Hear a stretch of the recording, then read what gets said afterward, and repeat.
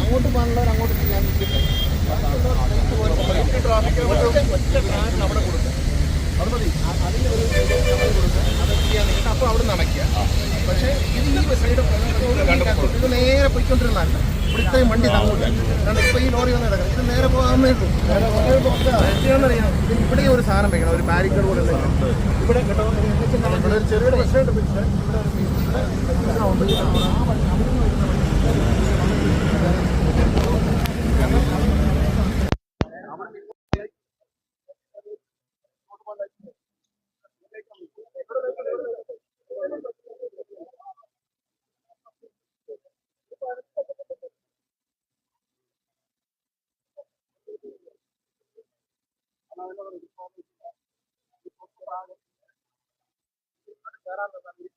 അല്ല കയറാൻ ഇവിടെ ബ്ലോക്ക് ചെയ്താൽ മതി. കയറാതിരുന്നാൽ വണ്ടി നേരെ പോകുന്ന വണ്ടി എല്ലാം നേരെ പൊയ്ക്കൊണ്ടിരിക്കും. ഇവിടുത്തെ ഒരു കൺജഷൻ കുറഞ്ഞിട്ട് ഈ റൈറ്റ് തിരിയുന്നവർ മാത്രമേ നിൽക്കൂ. ഇങ്ങോട്ട് കയറാനുള്ള വണ്ടികൾ നമ്മൾ അങ്ങോട്ടേക്ക് ഇറക്കി നിർത്താനുള്ള സംവിധാനം റോട്ടിലേക്ക് ഇറക്കി നിർത്താൻ ഇപ്പൊ ഈ കാറ് കയറുന്നുണ്ട്. ഇങ്ങനെ കയറി കഴിഞ്ഞാൽ ഇവരെങ്ങനെ നമ്മൾ സിഗ്നൽ അങ്ങോട്ടോട്ട് അതിനുള്ള തുച്ഛമായ സമയം വെക്കും. 14 സെക്കൻഡേ ഉള്ളൂ. അതാ ടൈം അങ്ങനെ അത് 15 സെക്കൻഡ് ടൈം കൊടുത്തിരിക്കുന്നത്. അതങ്ങനെ നമുക്ക് ഒരു ട്രാക്കിട്ടാൽ അതിനകത്ത് ഇങ്ങനെ ക്രോസ് ചെയ്യാൻ പാടില്ല. ട്രാക്കിട്ടാൽ ഫ്രീ ആയിരിക്കണം. ട്രാക്കിട്ടാൽ അതിനൊരു വഴി അതിന് ഇടയ്ക്കിടയ്ക്ക് ലൈറ്റ് വെച്ചാൽ ഈ ലൈറ്റ് കൊണ്ട് മറ്റേ അതിന്റെ അപ്പുറത്തെ ക്രോസ് വേറെ റോഡ് ഹൈവേക്ക് ക്രോസ് ചെയ്തിട്ടായി സർവീസ് റോഡ് അതവിടെ ആക്സിഡന്റ് ആയതുകൊണ്ട് അപ്പോൾ ആ റോഡ് ക്രോസ് നമ്മൾ അടച്ചു. അത് അടച്ചു കഴിഞ്ഞിട്ട് വേറെ മാർഗം ടിക്കറ്റ് ഓപ്ഷൻ കൊടുക്കാൻ കൊടുത്തു. ഇവിടുന്ന് മാറണോണ്ട് പോയാൽ 3 കിലോമീറ്റർ പോയി 6 കിലോമീറ്റർ മലയാളികൾ മനസ്സ് മാറ്റിയില്ല. കറങ്ങിയേ പറ്റും. എൻട്രി ചെയ്യിപ്പിച്ചാൽ മതി. ഹൈവേ പറയണ എൻട്രി ചെയ്യിപ്പിച്ചാൽ മതി.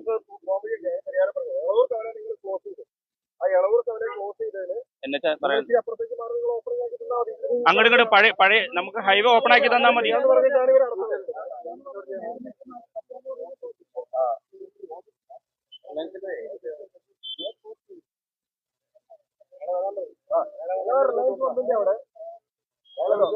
ആ 200 100 വെച്ചിട്ട് നമ്മൾ യൂട്ടേൺ എടുക്കുന്ന സിസ്റ്റം റെഡിയാക്കി എളൂർക്കാവിലേക്ക് തന്നാൽ മതി. ഇവിടെ ക്ലോസ് ചെയ്യുന്നതിന് കുഴപ്പം വരില്ല. അതായിരുന്നു ചെയ്യേണ്ടതായിരുന്നു അന്ന്.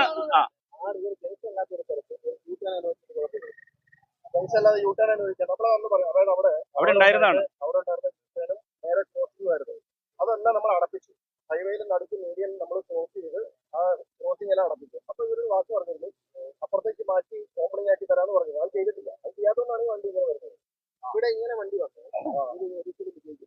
അത് ചെയ്യാൻ നമുക്ക് നിങ്ങൾ പറഞ്ഞ ഇവിടെ ഇങ്ങനെ വന്നത് ആ യൂട്ടേഴ്സ് പുനഃസ്ഥാപിച്ച ക്ലിയർ ആയി. ഈ പറയുന്ന ഇവിടെ ബ്ലോക്ക് ഇല്ലാണ്ടാവും. അങ്കമാലി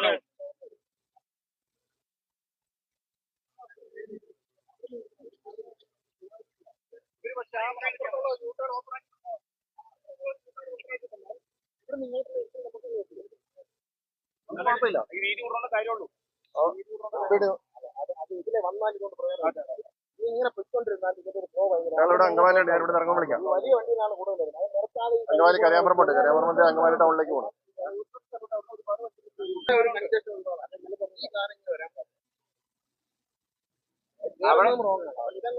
ഇത് ക്ലോസ് ചെയ്യാം. ഇവിടെ നമ്മളിവിടെ ഇങ്ങനെ ഒരു ബാരിക്കേഡ് വെച്ചിട്ട് ഈ സ്ട്രൈറ്റ് ലൈനിലെ വണ്ടി എല്ലാം ഇവിടെ പോകും. സ്ട്രൈറ്റ് കൊണ്ടിറങ്ങി പോകുന്നത് ആ ട്രാക്ക് പിടിച്ച് വരിക. ഇത് ഇവർക്ക് അല്ല, ഇത് ഇവരെ സംബന്ധിച്ച് പോലീസിനെ സംബന്ധിച്ച് ഇവിടെ നിരന്തരം അപകടം ഉണ്ടാകുന്ന സ്ഥലം ഇത്. ഈ പരിപാടി നടത്തി കഴിഞ്ഞാൽ ഇവിടുത്തെ അപകടവും നിൽക്കും, ട്രാഫിക് സ്മൂത്താവും.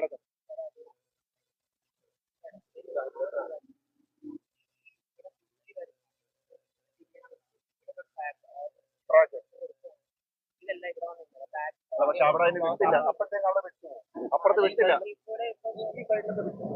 ഇത് തന്നെ പോയാൽ മതി. ഇങ്ങനെ തിരിഞ്ഞാൽ പക്ഷെ ഈ വരെ ഒഴിവാക്കണമെന്നാണ്. ഈ വരെ ഒഴിവാക്കിയാൽ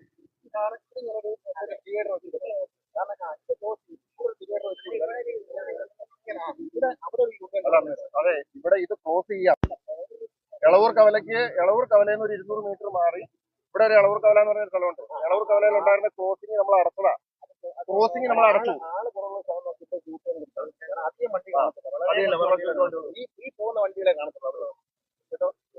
സ്ട്രൈറ്റ് ആക്കി കൊടുത്താൽ ഇവിടുത്തെ കംപ്ലീറ്റ് മാർക്കറ്റും ഈ ഇലക്ട്രിക് പോസ്റ്റ് ഷിഫ്റ്റ് ചെയ്തിട്ട് ഇത് മൊത്തം എണ്ണത്തിന്റെ സ്ഥലമാണ്. ഷിഫ്റ്റ് ചെയ്യാതെ പോലും ഇവിടെ ഒരു ബോർഡ് 4 ബോർഡും വെച്ച് കൊടുത്തു. ഇവിടെ ഒരു ഡിവൈഡർ വെച്ച് ഒരു സാധനം വെച്ച് കൊടുക്കാമെങ്കിൽ പരീക്ഷാടിസ്ഥാനത്തിൽ സ്പേസ് ഒക്കെ അപ്പൊ നോക്കിയോ. അത് വേണ്ട സൗകര്യങ്ങൾ ഇവർ ചെയ്തു തരും കേട്ടോ. മോട്ടോർ വെഹിക്കിൾ ഡിപ്പാർട്ട്മെന്റ് സ്പോൺസറെ കണ്ടുപിടിച്ചു ഞങ്ങളെ ചെയ്താൽ മതി. അത് MLA സഹായിക്കും. സ്പോൺസറൊക്കെ ഇഷ്ടപ്പെടും. ഒരു ഡിവൈഡർ ചെറിയൊരു അല്ല അവിടെ എളവൂർ കവലയിൽ തുറന്നാൽ അങ്ങനെ വരാലോ. അത് പറഞ്ഞു അത്രേ ഉള്ളൂ. അവിടെ ഓപ്പൺ ചെയ്തിട്ടേ ഇവിടെ അടയ്ക്കുള്ളൂ.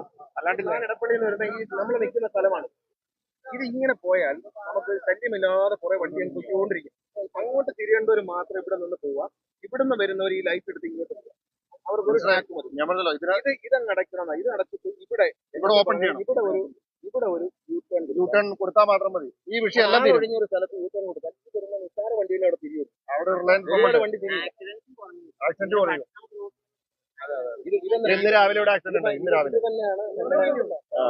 നമ്മളെ സംഭവിച്ചുകൊണ്ടിരിക്കുന്നറിയാം. നമ്മളെ നെടുമ്പാശ്ശേരിക്ക് തിരിയുന്നു. എറണാകുളം നെടുമ്പാശ്ശേരിക്ക് ഇതേ സ്ഥിതിയാണ്. ഇവിടെ റോഡില്ല. അവിടെ ഇതെങ്കിലും ഉണ്ട്. ഇവിടെ റോഡേ ഇല്ല. പക്ഷേ അല്ല അവിടെ റോഡുണ്ട് മനസ്സിലായി. അവിടെ പോസ്റ്റ് നിൽക്കുകയാണ്. ആ പോസ്റ്റ് മാറ്റി കഴിഞ്ഞാൽ അവിടെ ഇഷ്ടംപോലെ രീതിയുണ്ട്. അവിടെ ഇവിടെ ഇങ്ങോട്ട് വഴിയില്ല. ചെറിയൊരു ഇടവഴിയുണ്ട്.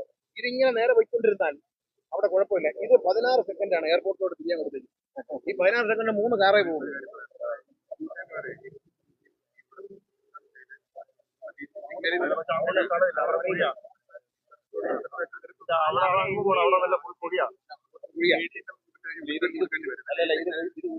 ഇവിടെ പുള്ളിക്കോട്ട് വലിയ കോടികളുടെ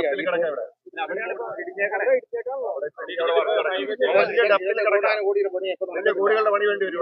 ഈ ലൈറ്റ് ആദ്യം ചെയ്യുമ്പോൾ 2 ആഴ്ചക്കുള്ളിൽ നിങ്ങൾ ഈ ലൈറ്റുകൾ മുഴുവൻ ടൈമിങ് മാറ്റിയിട്ട് തന്നെ അപ്പോഴാണ് വ്യത്യാസം വരുന്നത് കേട്ടോ. ആദ്യം എല്ലാ ലൈറ്റിന്റെ ടൈമിങ് ആദ്യം മാറ്റും.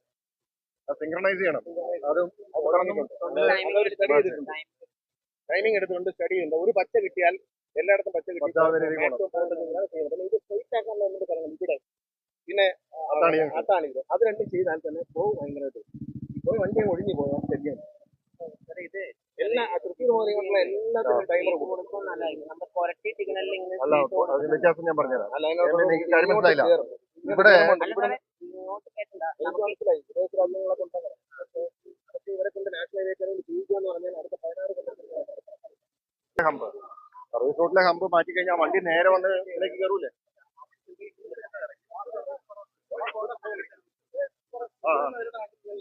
ഇവിടെ ഒന്നും വണ്ടി ഇടാൻ സമ്മതിക്കാൻ പാടില്ല. അത് ഞാൻ റോഡുകളൊക്കെ